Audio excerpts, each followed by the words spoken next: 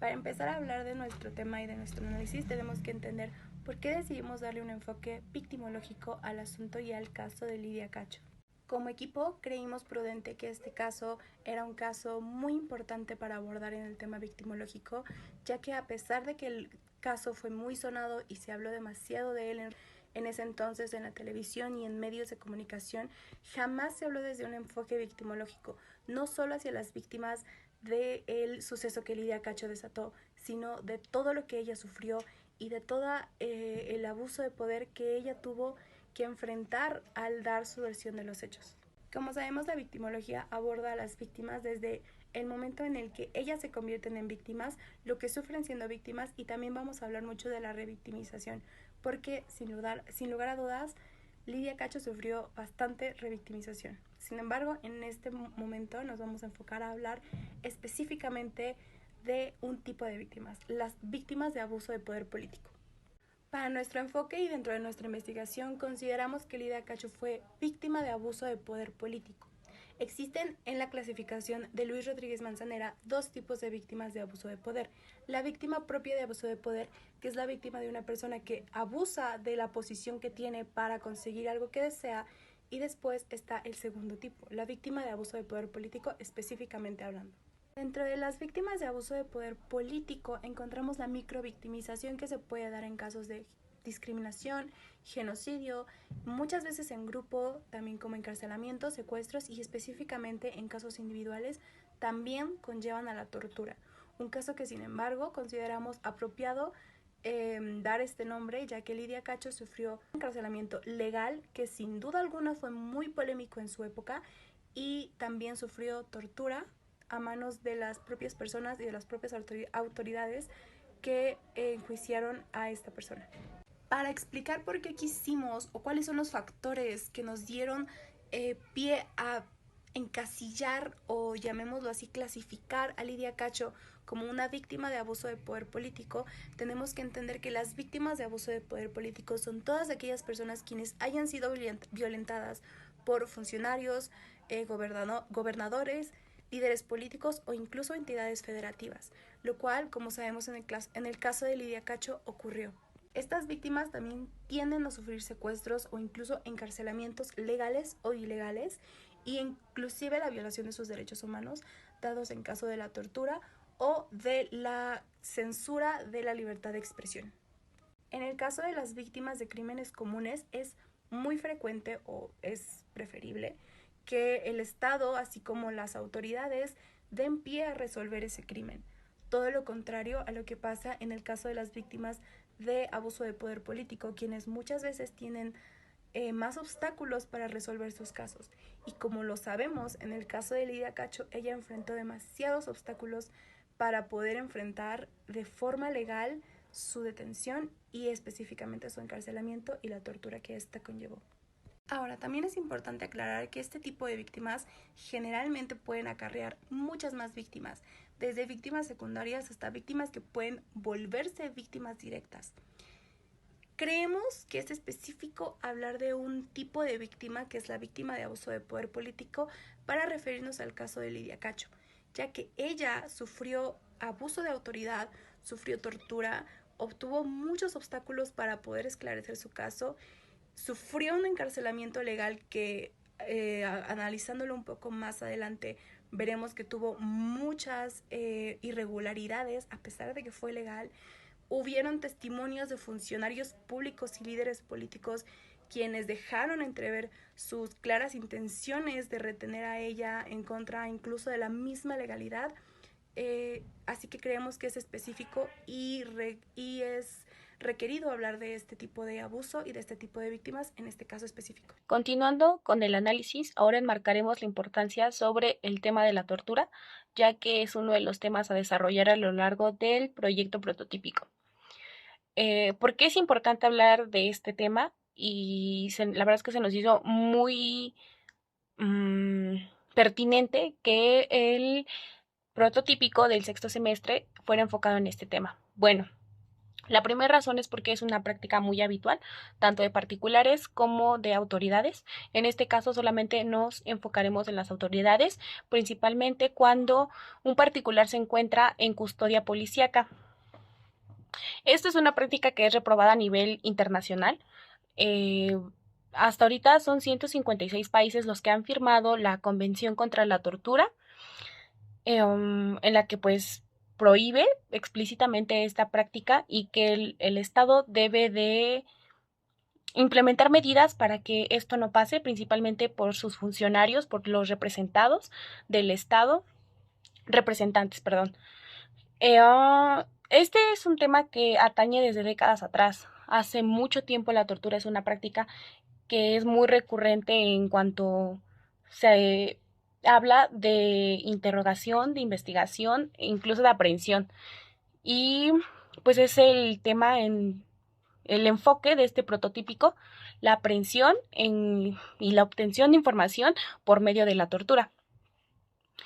Es muy común que estas investigaciones no concluyan, las investigaciones que se realizan por tortura, ya que pues las autoridades no se enfocan en investigar, sino más bien niegan y encubren estas conductas que la verdad afectan muchísimo a la sociedad en varios de los ámbitos. Y bueno, eh, cuando una persona se atreve a denunciar un acto de tortura, que ha sufrido un acto de tortura por parte de un funcionario del Estado, normalmente lo que hacen las autoridades no es ir en contra de la autoridad, sino de la persona. Esta pues pierde credibilidad totalmente. No son capaces, el Estado no es capaz de creer que uno de sus funcionarios, o no es que no sea capaz, sino más bien no quiere darse cuenta que uno de sus funcionarios es capaz de llegar a estos extremos con tal de conservar su puesto o aumentarlo. En fin, por diversas cuestiones es que es aplicada estas prácticas, pero siempre pues va a ser detrás de un beneficio propio. Esto nos lleva a por qué es importante asistir a las víctimas de la tortura, del abuso de poder.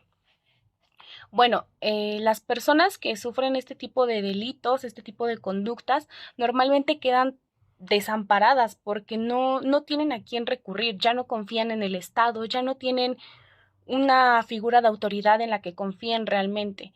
Entonces, la asistencia a las víctimas es realmente importante porque pues se tiene que buscar una reparación del daño. Y con esto no solamente hablamos de un término económico, sino también moral, físico y emocional, porque muchas de estas personas quedan afectadas, realmente afectadas, y no solamente en su persona, en su físico, sino en lo mental. A lo largo del proyecto veremos que pues se desarrollan diferentes consecuencias a causa de estas conductas que pueden ser aplicadas a los particulares.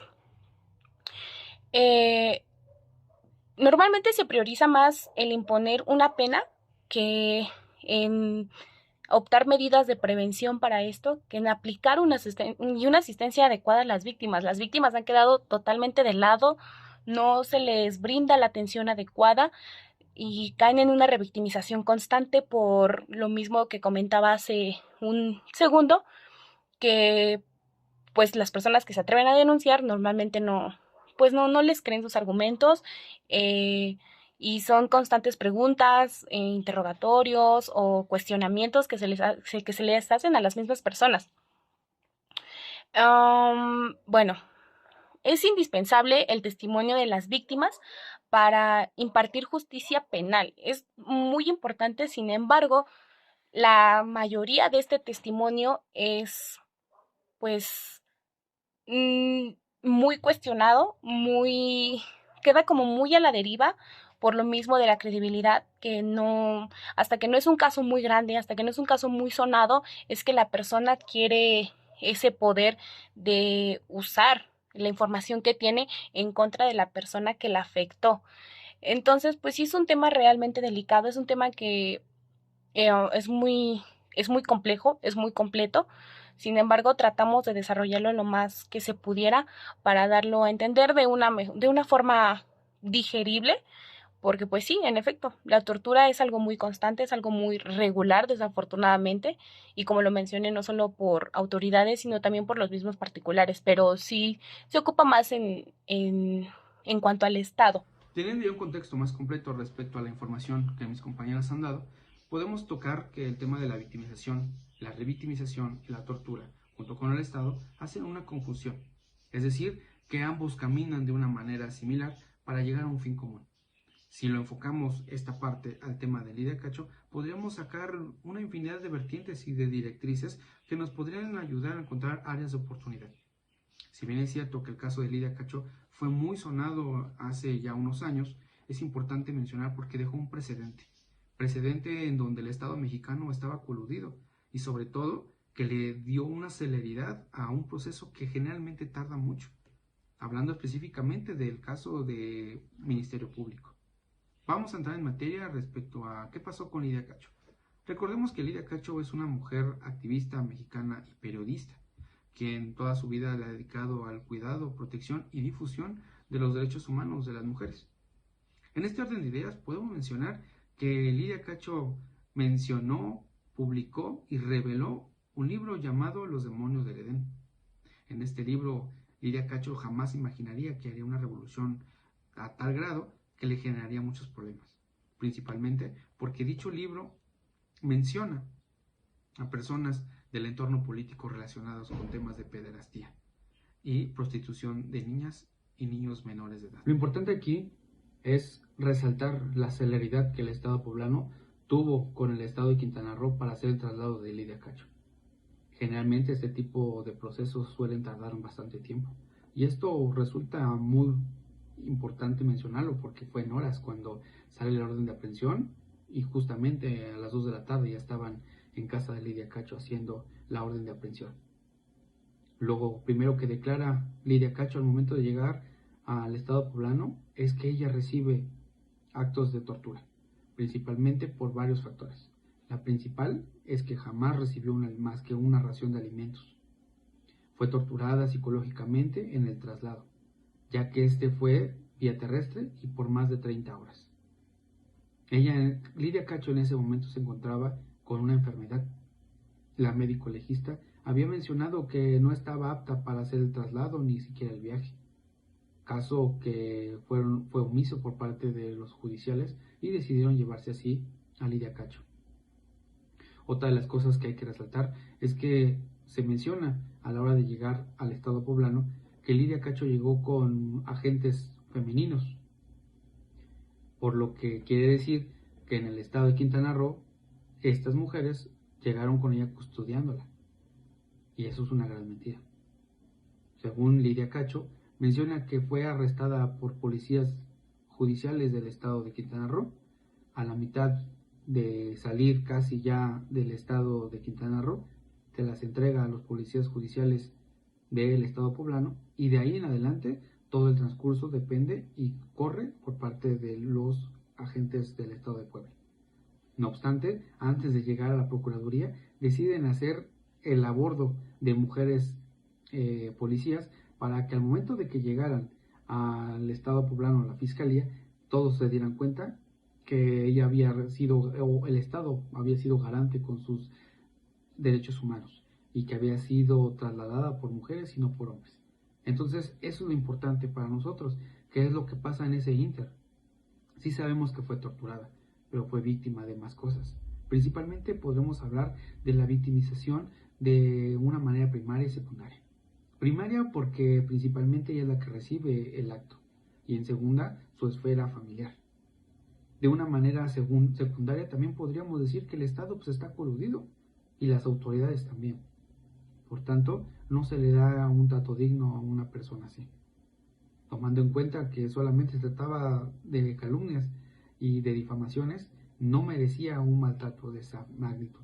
Sin embargo, sabemos que ese tipo de prácticas las hacía el Estado. Por eso es que en nuestro título y nuestro proyecto prototípico mencionamos que el Estado ha sido víctima de sus propios funcionarios. Es importante este enfoque porque nadie ve la perspectiva desde víctima, la reparación del daño, la revictimización, es decir, que no garantiza que la persona no basta con una sola vez que declare, sino que el Estado la obliga a estar recordando el hecho o el suceso. Y eso es lo que debemos de quitar. Bastaba con una sola vez, pero no. Volvemos a provocar que la persona caiga en ese estado de acordarse de qué es lo que pasó, y entonces no permitimos que la herida sane. Además de que es un problema psicológico enorme. Por eso es que nuestro proyecto prototípico va enfocado a la victimización. Pero ese es nuestro primer momento. Y dentro de este análisis me gustaría mencionar que es importante hacer una mención sobre las condiciones en las que el Estado se encuentra.